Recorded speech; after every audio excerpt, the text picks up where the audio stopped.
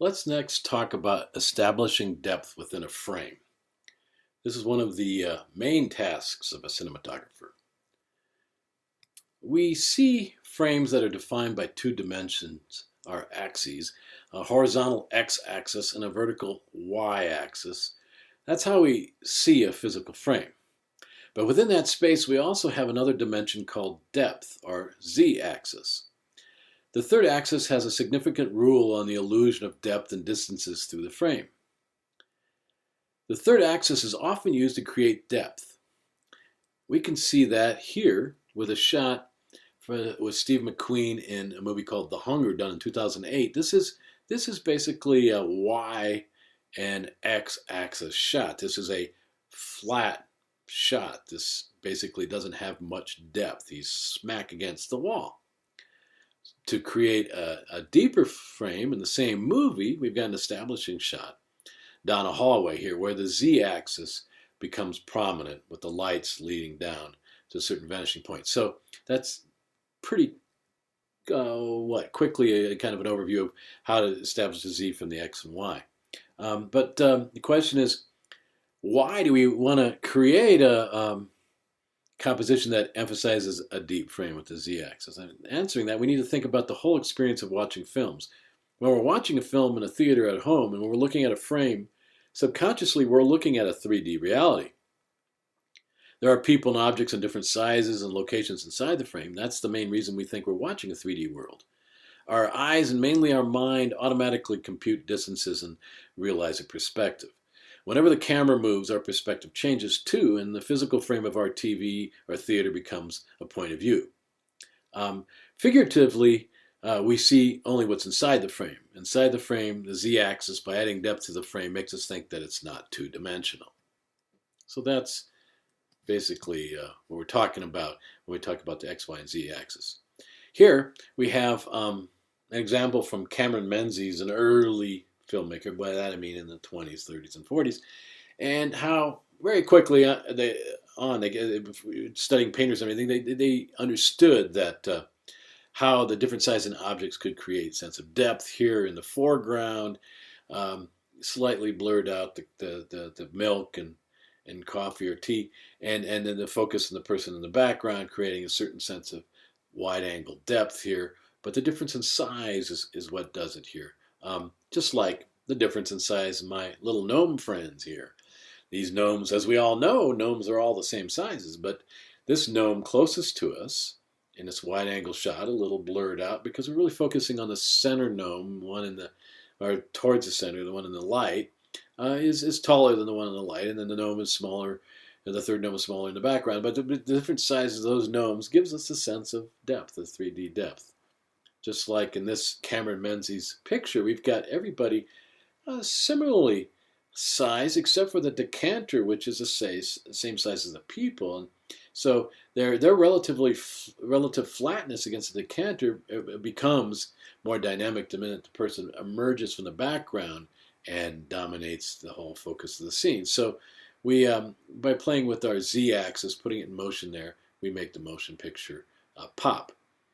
Here's a description. I'm going to give you a couple of descriptions of how to separate and signify space. We got flat space basically means that someone is the same size, the same tone, in the same plane.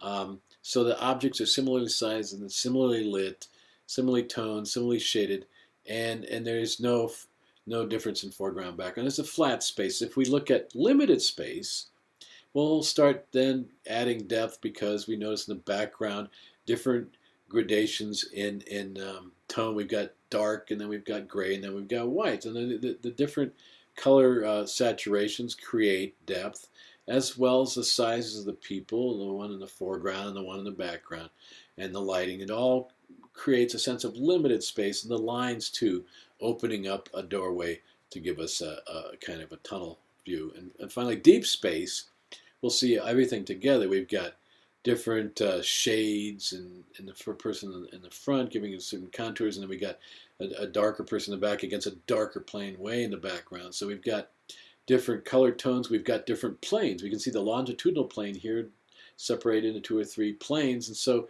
the more planes we can see horizontally meeting with longitudinally will give us a sense of space as it narrows down. This is what we call deep space. And so when I talk about having an affinity and having contrast, affinity means that by similarly sized and colored and lit objects, you'll have a flat space. And then if I want a deep space, I will deal with contrast in color, tone, and size. Here we can see another Cameron Menzies movie. Don't know the name of it, an early sci-fi movie. I'd love to see it, though. I love the background, that kind of gauzy background. Don't know what that's all about. But what we have here is our kind of gladiator sci-fi heroes, proto-Star Trek and skirts. We have them, our culottes. We seem to have them, they're both similarly sized. They share the same affinity. So what it does, even though we have an object in the foreground and the background, it's a pretty flat space. But when we move our gentleman forward, it's in the foreground and he becomes larger and his friend becomes small in the background, suddenly it becomes, instead of an affinity and a flat space, it becomes a limited space. We've got some depth. The man in the background's a little darker and our man in the front is a little lighter and he's taller. And so we're getting depth to work for us here. And here's a good example. We've got a flat space versus deep space. We've got Robert Duvall in a very even-toned, evenly lit, flat background, so that there's really no distinction between Duvall and the background. It's very flat. There's no sense of depth. Whereas in The Shining here, we notice we have extreme depth. So it's a very deep shot, and we all the movies we see, they play with us all the time. And lighting in this shot, where if you light the background and we darken the foreground, we get a sense of depth immediately. We use a wide-angle lens so that we can establish a depth between the two people, but basically it's lighting here that's giving us a sense of depth because the figures are just a little bit larger and smaller.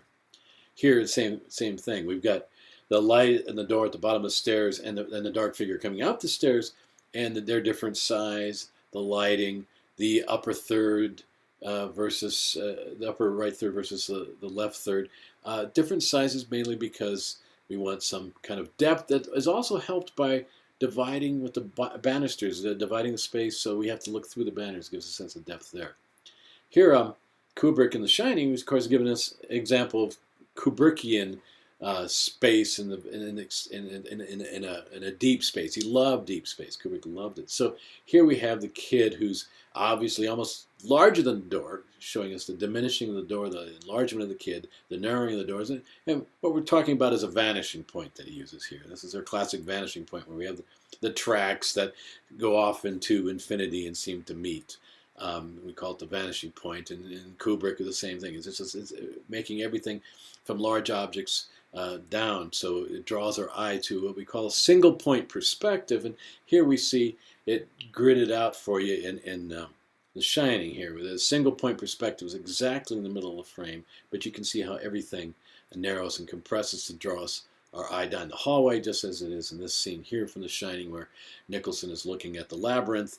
We can see the shot, everything is very well lined up, so our center of focus is drawn towards him, as is in this hallway too. It's again a narrowing and a long shot.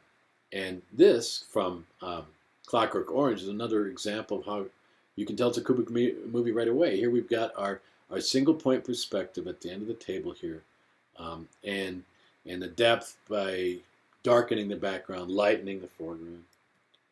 Here from Barry Lyndon, another example. He's got darkened background with a little light coming through the break in the wall there, but it's got a vanishing point that narrows and guides our sense of depth, as he does here in Full Metal Jacket. Everybody's lined up in their bunks, but they're lined up so that there is depth. Everything gets smaller as we look farther down and larger towards us, so we get the 3D sense here. And here we have in Eyes Wide Shut, of course, an example of an establishing shot, which is a Kubrickian thing. You notice how in the bottom horizon line everything's dark, in the upper horizon line everything's lit, but it still draws us towards the back there because of the way things diminish in size. And here, Hulot, Jacques Tati in an establishing shot. If you drew lines down each one of these rows and these cubicles, they would eventually merge into a vanishing point. So a good example of depth, and of course Hue Low dominating the lower half of the screen, showing a great sense of depth. But the problem can be that because we want to establish depth, we can sometimes over illuminate or overexpose, and the light getting so bright it blasts away the space, and we don't get a sense of depth because suddenly the cues are gone because our lighting won't diminish. It will just suddenly drown everything. And so here we're trying to get a sense of depth, but we don't have it because we've overlit.